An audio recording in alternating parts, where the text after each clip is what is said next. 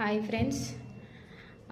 Big boss హౌస్లో నిన్న ఎపిసోడ్లో భరణి గారు దివ్యతో అన్నారు కదా, నువ్వు రీతు నిన్ను నామినేషన్ చేసిన తర్వాత నువ్వు అంత హ్యాపీగా తనతో ఎలా మాట్లాడుతున్నావు, నాకు మాట్లాడడం ఇష్టం లేదన్న వేదో తను చెప్పాడు. బట్ నాకైతే అది నచ్చలేదు. నామినేషన్ చేస్తే అసలు ఇక వాళ్ళతో ఎప్పుడు మాట్లాడకుండా ఉండాలా? నార్మల్గా కామన్గా మాట్లాడుతూనే ఉంటారు. అయితే దివ్య ఏమన్నదంటే, ఎందుకు మాట్లాడితే ఏమవుతుంది, నేను అక్కడ రీతు ఒక్కతే కనిపిస్తుందా నీకు, ఆడ 5 మెంబర్స్ ఉన్నారుగా, నేను మీతోటే ఉంటున్నానని చెప్పేసి అందరూ నన్ను పాయింట్అవుట్ చేస్తున్నారు. సో అందరితో ఉంటే తప్పేంటి, అది మీ మనసులోనే ఎందుకు పెట్టుకుంటున్నారో అది నాకు చెప్పొచ్చు అని చెప్పేసి తను చాలా కూల్గా చెప్పింది. బట్ తను కూడా బర్నీ మీద చాలా ఎమోషనల్గా ఫీల్ అవుతూ ఉంది బ్రదర్ అనే బాండింగ్ తోటి. ఆ బాండింగ్ కొంత మేరకు ఉంటే బాగుంటుంది, కానీ అది గేమ్స్ని ఎఫెక్ట్ చేస్తుందేమో అని నాకు అనిపిస్తుంది.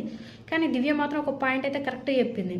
అది నేను ఎన్ని ఉండాలో బాండింగ్స్ అంతే ఉంటుంది, అది మళ్ళీ గేమ్ వైజ్గానే ఉంటుంది, మాట్లాడడం తిరిగి ఉంటుంది. గేమ్ వరకు నేను అలాంటి ఏం తీసుకురాను అని చెప్పేసి తను మాట్లాడింది. తనైతే ఆ పాయింట్ తను అలా మాట్లాడడం మాత్రం నాకు చాలా బాగా నచ్చింది. దివ్యకు ఎవరితో ఎలా ఉండాలి, గేమ్ని ఎలా హ్యాండిల్ చేయాలి, అందరితో ఉండాలన్న ఆలోచన తనకుంది.